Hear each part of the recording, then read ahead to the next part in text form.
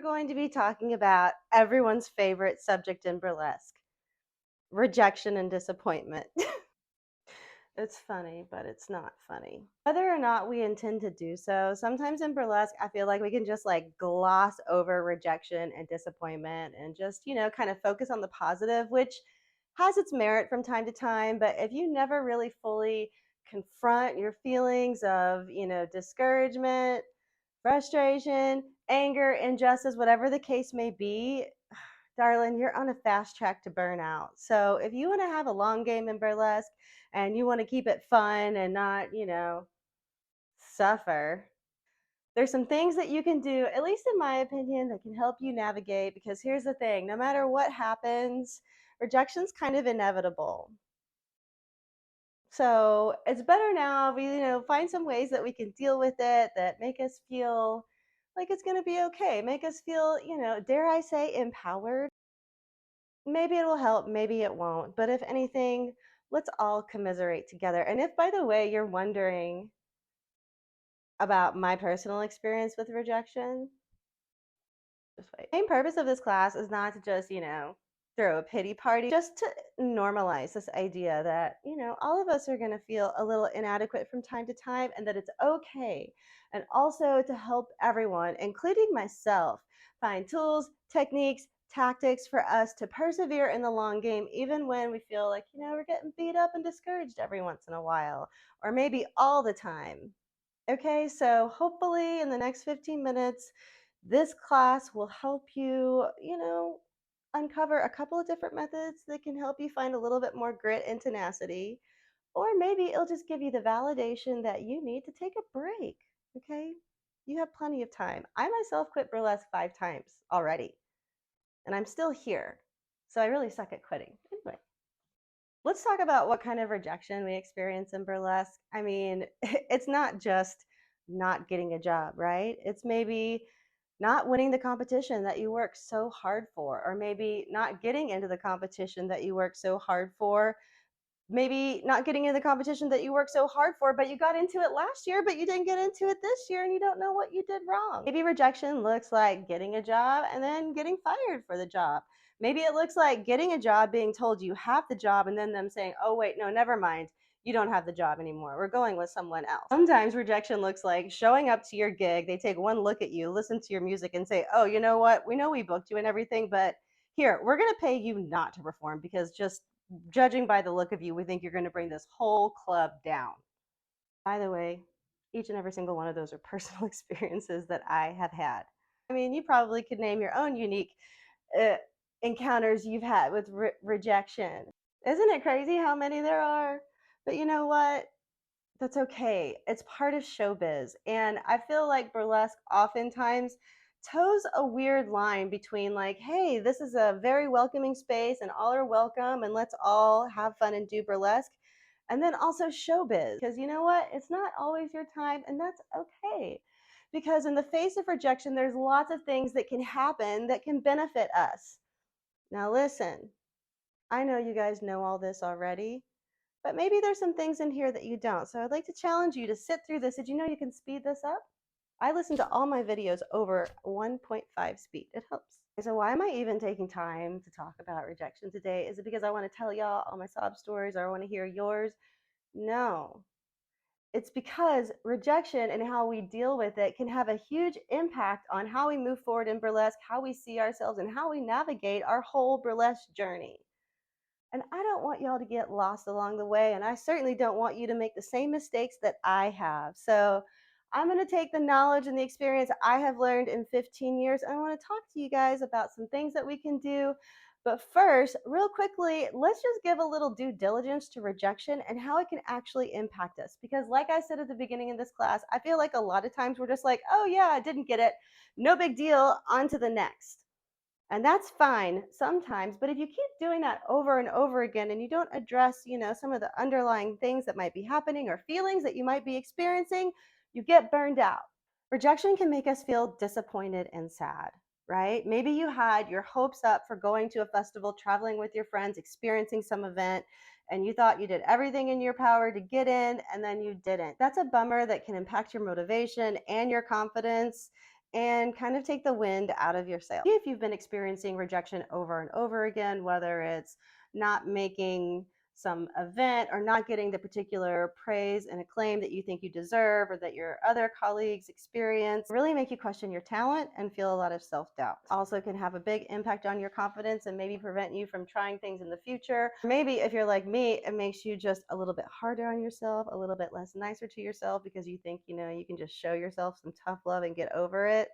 In my experience, that's not the way. Rejection can also lead to frustration and anger, especially when you feel a sense of injustice. When you have an act that you worked really hard on and you feel like it's, deserving of particular praise or acclaim, and then it doesn't get the response that you wanted, it can make you feel really upset. It can make you feel misunderstood. It can make you feel not seen. It can make you feel like burlesque is like a cliquey, toxic place. It can shut you down and make you not want to keep doing what you love, which is, being a burlesque performer. Rejection can dampen your motivation and hinder your confidence. Experience rejection either repeatedly, maybe experience a huge disappointment, something that you really wanted, something that you've been working up to for a long time. It can really hinder your creative process. Rejection can also lead to comparison and feelings of inadequacy. It can really intensify the way that you maybe size yourself up to other performers, size up your costumes, the way that you look, the music that you choose, the kind of gigs that you've had.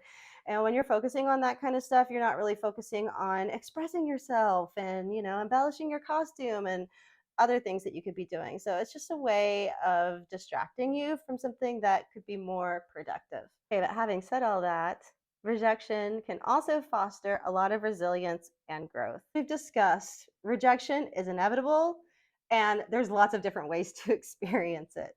But it doesn't have to be, so bleak and so scary because like I just said, rejection can foster a lot of growth and really give you the motivation that you need, okay? It can be demotivating or it can be really motivating.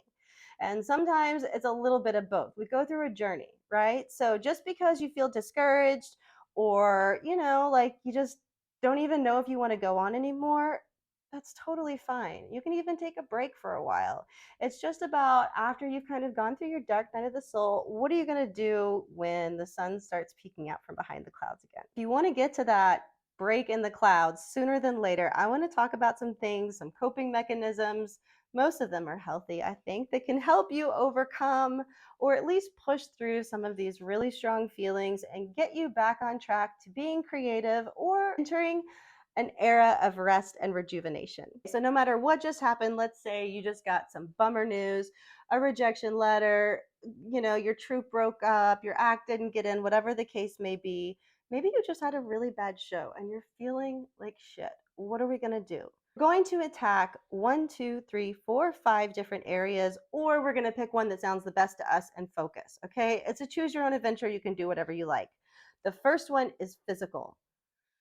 No matter what, if you're feeling stressed, anxious, discouraged, dejected, rejected, moving your body is going to help. That could look like cleaning your house, going for a walk, going roller skating, having, intimate relations with your partner or yourself.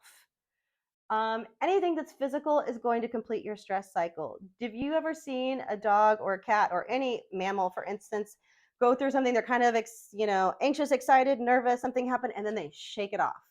That is their instinctive response to ending their stress cycle, and we are just the same. So getting it out of your body physically, going to a yoga class, taking 30 seconds and just doing deep breathing exercises. Okay, you don't have to go to a whole boot camp to complete your stress cycle. You could just be like, I'm going to do 5 jumping jacks and that's going to improve my mood. It really will, even just a little bit. And if it doesn't, just do 5 more. And then you'll just be mad at me. The second realm is material. This is my favorite one, and all of you Taurus placements will probably agree, but this is when you get yourself a little treat. Something material. Now, if you're on a tight budget, I am a lot of times, this could be as simple as buying myself my favorite ginger ale or a brand new lip gloss. Or if I have, a bigger budget, it could be like finally getting that pair of French heels that I've been eyeing for months and months, or really splurging on myself, getting, oh my gosh, for years, the big item for me was a trashy diva dress. If you don't know trashy diva, Google it. It's a shop in New Orleans, but I think most of you do. And for me, that was just, oh my God. when I can afford a trashy diva dress, I will have made it. That was my big thing. So look for something like that. The bigger the disappointment, the bigger the prize. If you need to put your pennies aside for a rainy day because this is something you think you want to do for yourself, it's worth it. All right, so we're gonna move our body. We're gonna buy ourselves a little treat. The next thing you want to do, another one of my favorites because it involves food, or at least it can, is you want to nourish yourself in some kind of way. Now, I mentioned this could be food, eating something totally decadent and delicious, or something delicious and nutritious, or it could be consuming some kind of media and like nourishing your mind, meditating. I prefer to eat, but you do you. Okay, so we have the physical, the mental. We're going to nourish our senses in some kind of way. The other one is restorative. This would definitely be some type of rest and relaxation. Meditation could go in here, yoga, anything that rejuvenates you, that is not going to up your cortisol levels, right? If you're telling me you feel restorative after a 10-mile run, think again, right? I want you to do something that's easy and gentle and really replenishes you. Sometimes that's just taking a nap.